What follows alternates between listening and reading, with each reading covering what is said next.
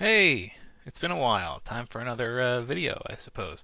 I have a lot of stuff to go into, some of which I have forgotten to speak of in previous videos, and some of which has come about just as a result of time passing.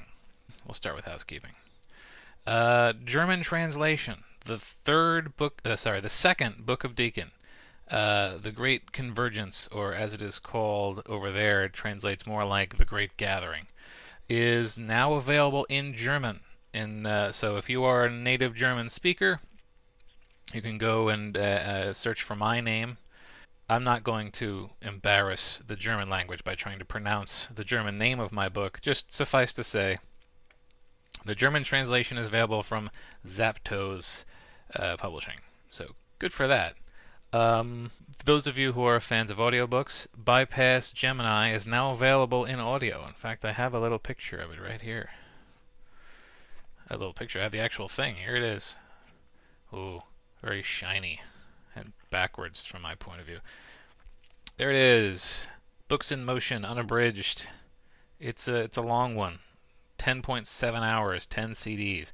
Narrated by John Forbes. I'm actually told it's pretty good. I don't like listening to my own stuff, so I haven't listened to it. I listened to the sample, but a friend of mine listened to it from beginning to end, and he said that it's a very good performance. So if you are an audiobook listener, this is available now. Books in Motion's website, plus it's finally on iTunes and Audible. So all the places that audiobooks are sold within reason. What else have I got? Normally I would put on the new merch hat for this, but none of these things are currently available to purchase. So we'll call it the forthcoming merchandise. If you've been watching my social media, then you may have noticed I showed off this in my cabinet of awesomeness recently. People have spoken. They want a little min of their own. The one that is in my cabinet, the full color sculpted one by Lindsay Hine, is not available because it's a one of a kind. But this is from Liz Landis, the same person who did Solby. You'll notice it's not full color. This is just in red. The full color one did not pass quality assurance, basically, not yet at least. These wings make it exceptionally fragile. So it works out reasonably well on this, which is called strong and flexible. I believe it's nylon. But the full color sandstone that allows you to actually have a fancy colored version, that's a lot more brittle, and so far it has not created a successful print, so I don't know if I'll ever make that an actual product. This, however, could be a product if you want it to be. However, please be aware that this, and hand and head for reference, I suppose, it's about 3 inches tall. This costs about $50. So, if you're going to say, yes, I would like you to make this, please be aware this will cost you $50. It won't cost me $50. It'll cost me nothing because they're printing it just for you. So that's the figurine. This is something I mentioned recently, and I can finally show off. I now have, for swag purposes, stickers. I have Big Sigma, brand new from the cover of the forthcoming anthology, and I have the Mark of the Chosen from the already available anthology. These are about the size of a business card. They are 2 inches by 3 inches, and you can have these for free if you send me a self-addressed stamped envelope to Joseph R. Lalo, P.O. Box 190, Colonia, New Jersey 07067. I guess I'll put that on the bottom like this is an infomercial. But that's free. People have asked internationally, how the heck do you do a self-addressed stamped envelope internationally? If you are international, just send me a piece of fan mail and request them, and I will send you these. It doesn't cost me that much. Basically, the only reason I'm doing self-addressed stamped envelope in the first place is to avoid having to address an envelope. Otherwise, I know not a lot of people are going to want these, so I don't mind sending international. But yeah, just let me know. I'll also send you the bookmarks too, which I guess I'll show off just in case you're interested in those. Still have some bookmarks left, so these will also be in your envelope if your envelope is large enough to support it. So, that is stickers, that is figurines, that is bypass audio, that is German translation. What else is on our list? Between pre-order. Okay. If you have been following and listening, then you know that I wrote an unusual story.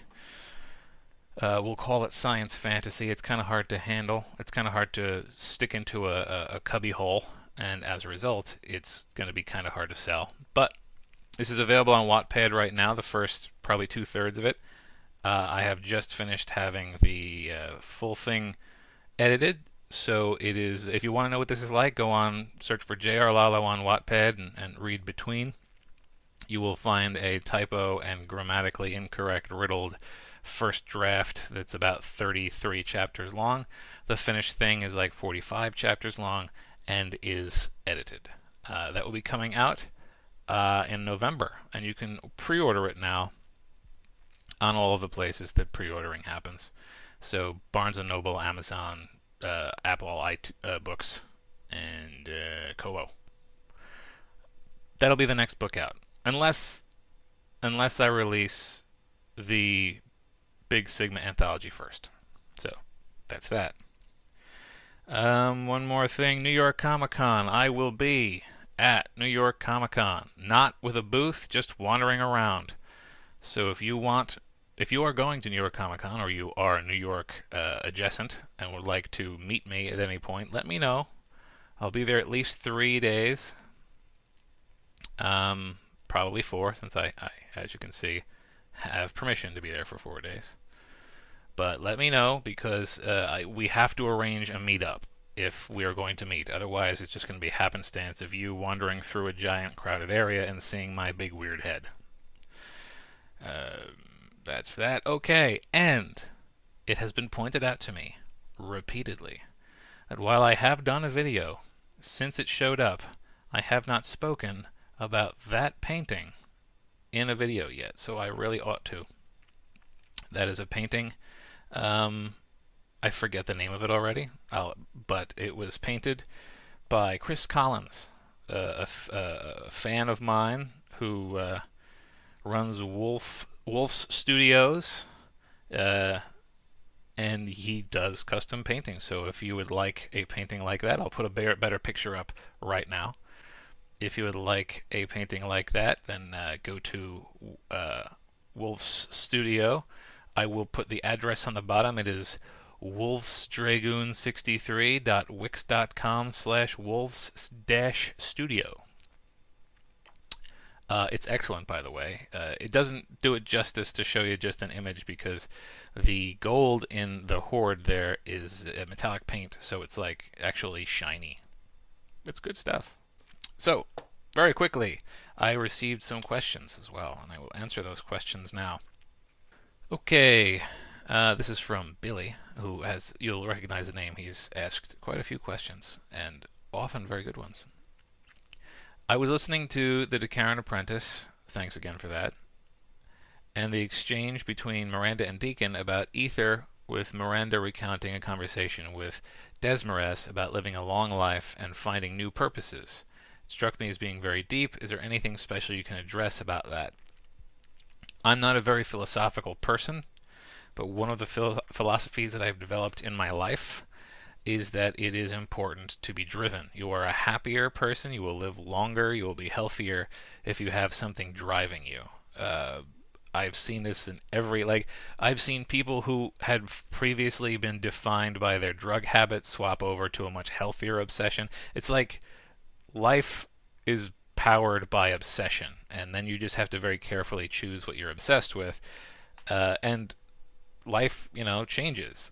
Some people devote their lives to their job, and then they retire and they just become empty because they don't know what to do without the job. Some people devote their lives to their children, and then their children move out, and then they just sort of coast to a stop because they don't know what to do past that point. So it's not only important to carefully choose something that feeds you and keeps you going, but you need to be able to be flexible. You need to find a new thing that will feed you if life takes away or merely concludes the previous chapter. So that's what that is about, and you'll find echoes of that through almost everything I've written. It's something I feel very strongly about.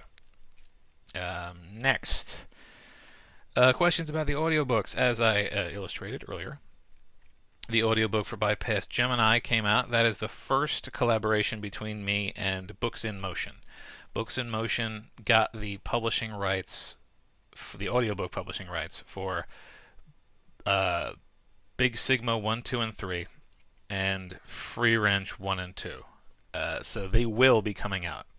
Not in the immediate future. We're probably looking months down the line.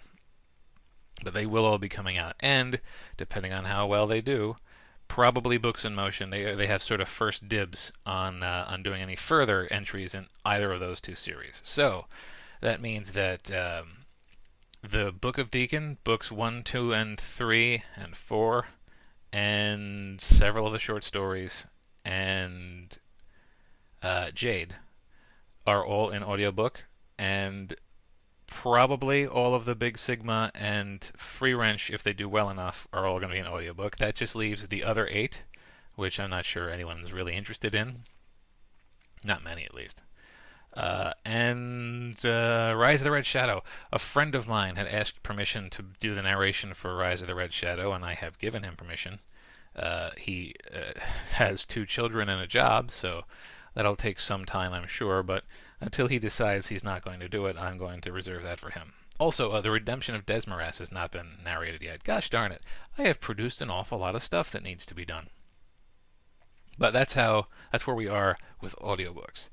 Now, there were some discussions about some short stories I was going to write.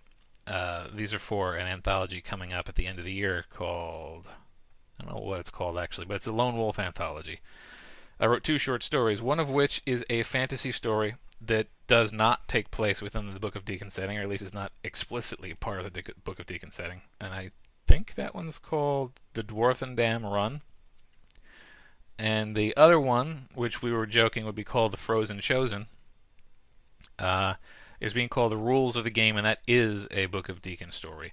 Both of those will be coming out, again, I think it's December. It's part of an anthology I'll be announcing closer to release, along with a bunch of other people.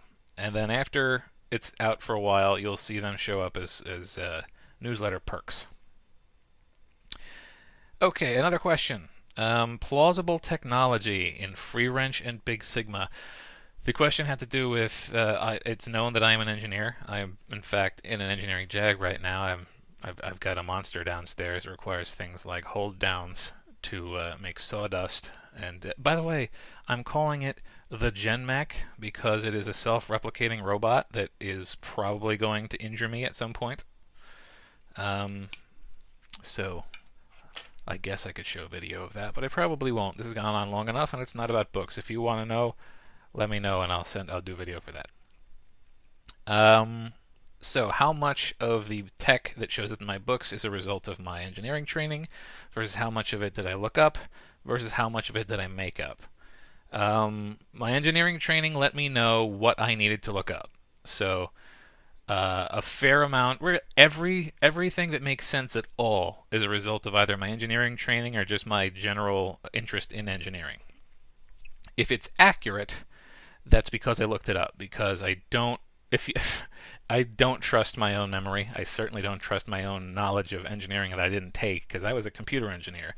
So I can talk about architectures a bit, but I certainly can't talk about structural integrity and bizarre off-the-wall physics aspects. So everything is looked up if it's accurate, but all that's also informed by my engineering training, and also, again, knowing how things work and knowing where to look for the answers lets me know when I need to fill in the gaps with something that I made up. So I know, if an airship is going to be plausible without having an absolutely titanic balloon keeping it aloft, then I'm going to need something which has got much greater lift than any gas available right now. And so phlogiston is introduced to the setting, and I know that in order to make it a little bit more plausible that some of these things can be as strong as they are without being incredibly heavy, I'm going to need a very strong metal. So trith, I think it is. I forget exactly what the name is. But yeah, I invented a fake metal. And then you just start messing with those things, like, oh, well, maybe it will fluoresce, and then we get things like the flow light. And heck, if something fluoresces, then if you get enough of that stuff, maybe you can have what's called a chemical laser. And maybe I do, and maybe I don't. You'll have to read the books to find out. But yeah, that's where all that comes from. And with that rather unceremonious and poor segue, I think that brings us to the end.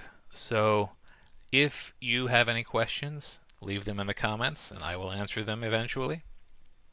If you would like stickers and or bookmarks from me, send me a self-addressed stamped envelope. And until next time, thanks for listening. So long.